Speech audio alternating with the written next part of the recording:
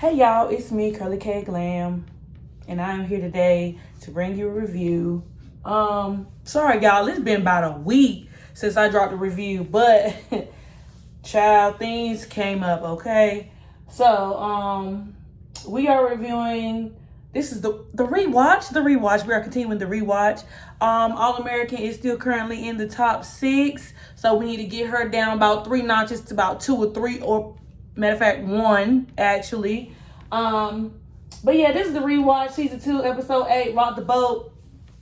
I'm gonna try to give my what I thought was new, and just a few things that I noticed, starting with this whole thing about Damon being the son, and he is taking up like all how can I word it? Like, he just being such an attention grabber that nobody can ever do anything while Damon is around. And I just feel like, honestly, everybody was projecting their issues on Damon. I feel like JR was projecting his feelings on Damon a little bit. I feel like Thea was projecting his feelings on Damon. I feel like Lando was projecting his feelings on Damon. And let me tell you why I feel like each person was projecting slightly. I feel like, I'm gonna start with JR.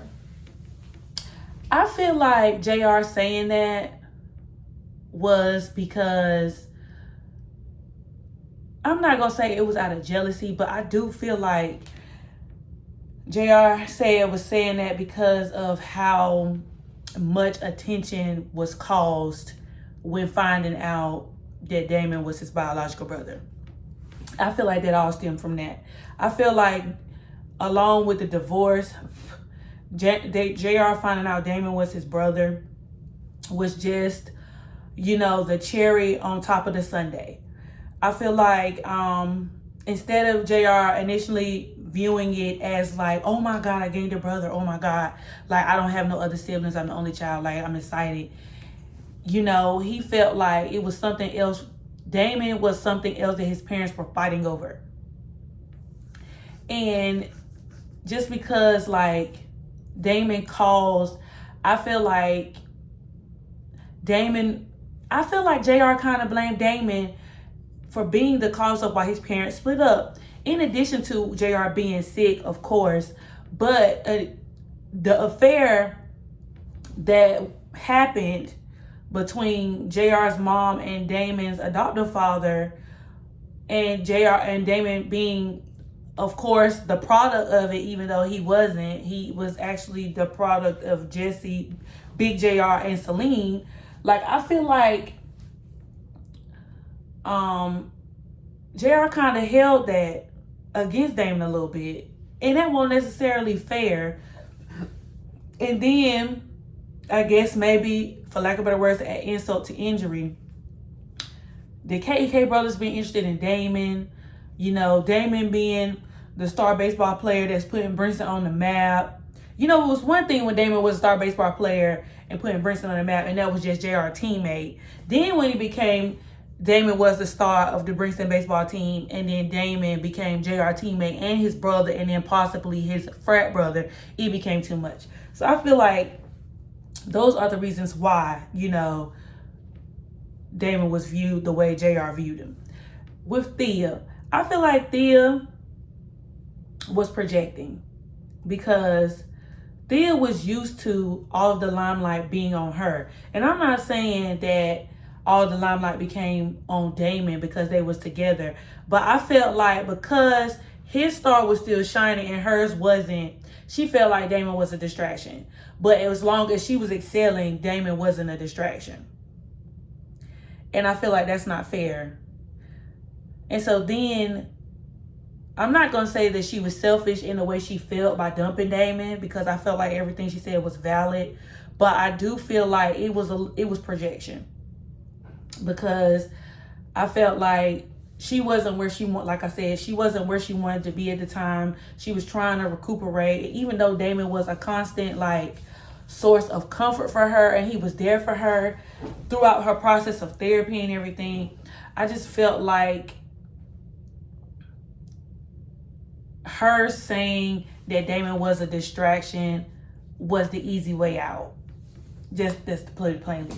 And for Lando, I just felt like Lando was a hater. And then it was something that came up today that I realized last time I watched it, but that, you know, kind of was brought back to my attention this episode, was the fact that Lando blamed Damon for half of his scholarship being taken at Hawkins.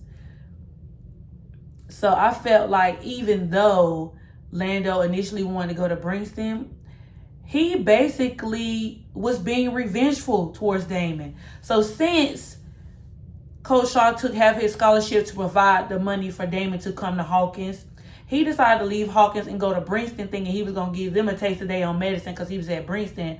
But all in all, he decided to leak the tape, you know, showing Damon practicing at Hawkins. And I felt like that was messed up, because I felt like now that Damon's back on the team, that also like conflicts with trust, because even though you and your teammates don't get along, you know, you still have to trust them to some extent.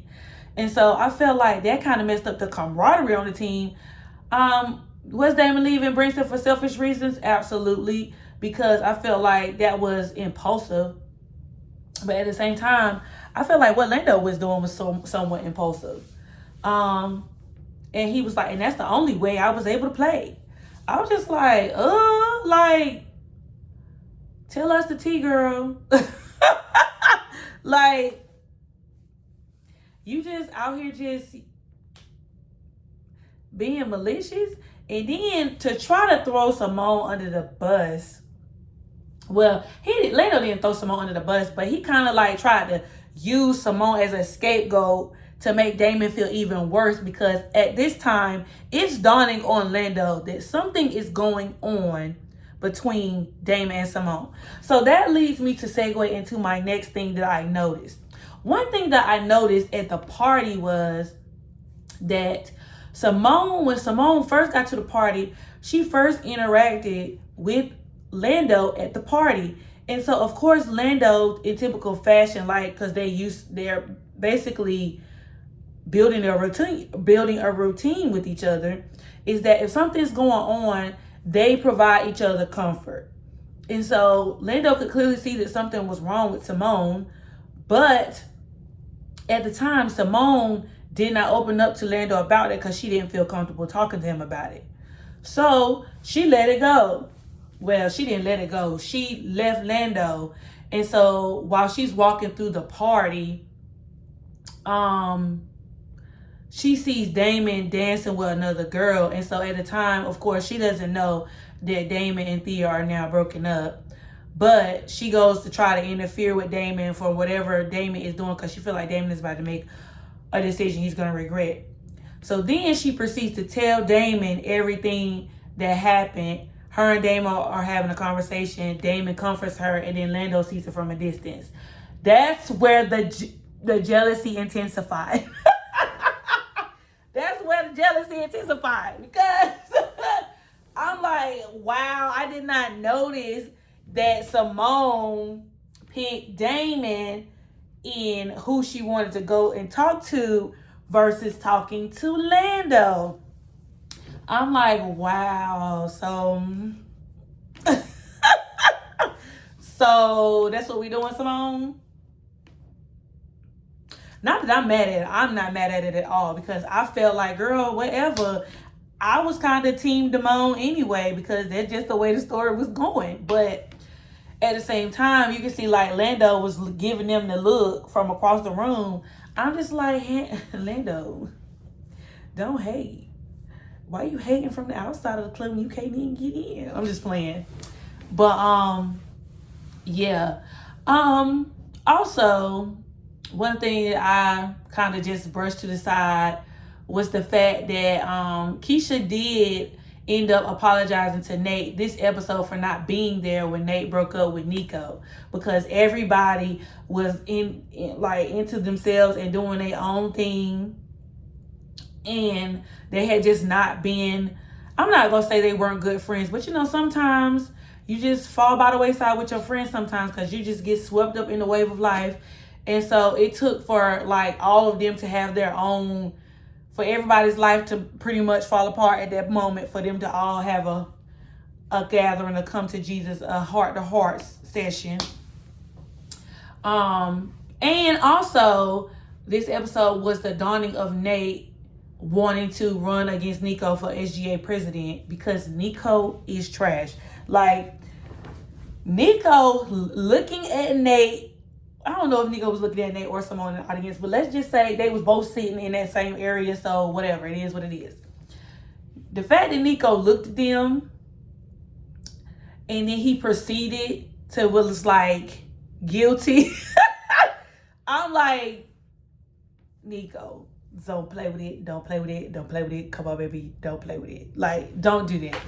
Because it's really not that deep. And I really wish Simone would have just said that she used some lotion with THC in it and she didn't know. Because I felt like with her saying that she used it, it made it seem like she was smoking it versus, using something, a beauty aid. I feel like they would have let her skate with that. I don't feel like she wouldn't even have to sit out for one had she even bought the lotion and showed them it had lotion in it. I mean, it had THC in it. Keisha was not here for Nico. Talking about something, let me go out back. Keisha was ready to throw the paws. Rightfully so. Because Nico, again, trash. Basura. Trash. I was here for Crenshaw Cam show up. When Crenshaw Cam dropped that play on that table to JR, because JR was just I don't know. JR just won't seem the best in nobody these last couple episodes. That's what I'm noticing. The whole thing with Damon, and now the whole thing, the whole thing with Damon wanting to join KK and him blocking. Now Cam trying to carve his way into getting a coin for school because school is expensive. And JR was just in the way. JR, move out of the way. JR, stop. Let them do what they got to do for themselves. You just all in the way. Just in the way. We love you, Jesse Raymond the second, but move. Then let's see.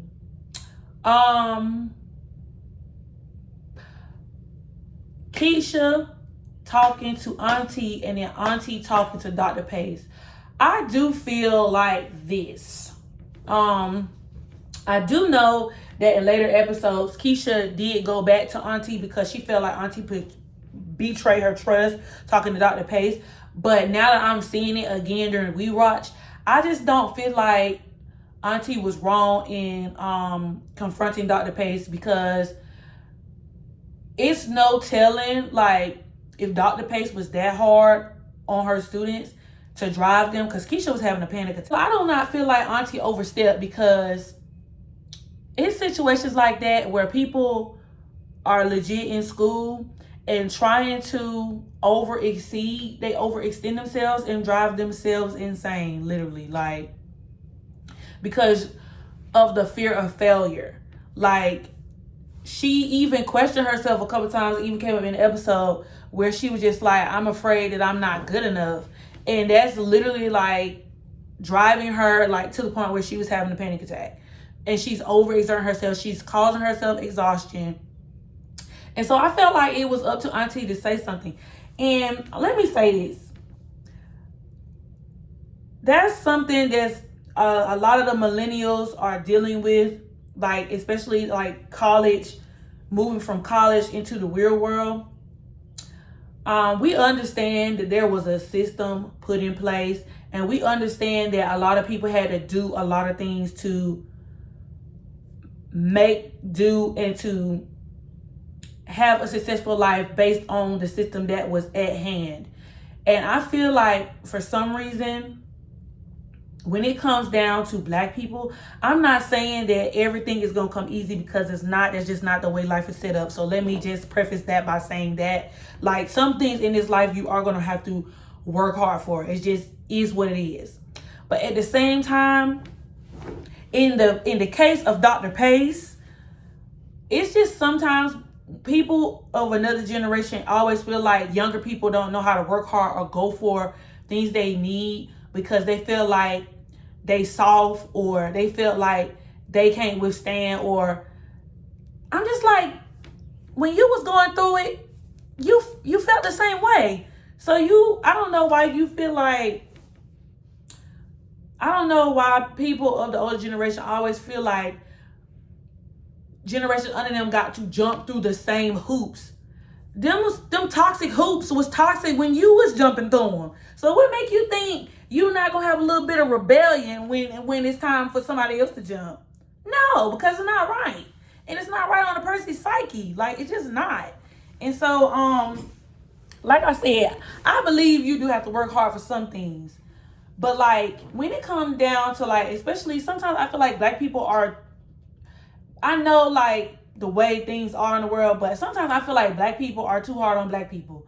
Like, when it comes down to people of other persuasions, like when it comes to them become successful and become successful working towards something in life, they have people that help them along the way. Black people don't be wanting to help each other along the way. Black people definitely, I feel like, felt like it's, for the most part, it feels like a crab in a barrel mentality. Like, you got to claw your way to the top, just like I clawed my way to the top, and that's not fair. The point of opening the door is to open the door, not make the door the escape room.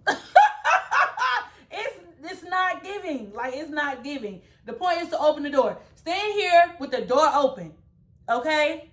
Not, okay, let me stand at the door, guard the door, let me run around the building to see if it's a window open so I can push the window up to get in the same, like, it shouldn't have to be like that. That's crazy. So when Dr. Pace ended up taking a sabbatical at the end of the season, I was like, deuces, ma'am.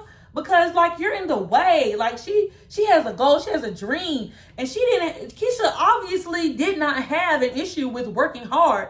It's just the mental anguish that Dr. Pace put with the going hard. Like, she didn't have to do that to that girl like that. Anyway, now I went on a tangent about Dr. Pace. Last but not least, because now I'm at 19 minutes. Last but not least, the whole thing with Damon and the school being under watch. We know the school was under a scandal when Damon M got there, but Coach Marcus had tried his best and his darndest to try to change the image of Princeton, and that was being done because Princeton was having a successful season, minus Coach Shaw not being there, because he swear out that he was the reason why they were successful for so long. So Princeton was on the spree to prove themselves to everybody. Damon sitting down with Reggie Bush, or the team, let me not say Damon, the team sitting down with Reggie Bush and having a conversation about why an unfair lens is put on Black schools, I felt like was a very valuable conversation. And I also feel like it was the standard that, the higher standard that Black athletes are put under in comparison to their peers. Like, it's no doubt. For example, Princeton was used in this situation, but let's think about it. Reggie Bush is a prime example. When Reggie Bush was in school, Reggie Bush was like one of the top football players during his time in college, to the point where that boy won a Heisman. Okay? Heisman Trophy winner means he was the elite of the elite. Okay? With Reggie Bush, somehow there became a scandal with Reggie Bush making money, I guess, while he was in college, and he ended up losing his Heisman. which I feel like the NCAA, y'all need to run him back his Heisman. Let's talk about it. Because him and y'all also, I think, got on Tim Tebow too. Run them back their awards and accolades, because now, because of the NIL, student athletes are able to make money off of their name, image, and likeness. I'm not gonna hold you. Being a former athlete myself, I was kind of against the NIL when it first came out, because I felt like there needed to be a distinction between amateur and professional. But now my mind is more open to it, because especially in terms of like female athletes, because I am a female, I feel like female athletes don't get the looks that male athletes typically look. So to say for like somebody like Angel Reese or Flau'jae Johnson, or you know, the twins from Miami, like, even when those girls go pro, they're making more money now as college students than they would if they was to sign a contract to the WNBA.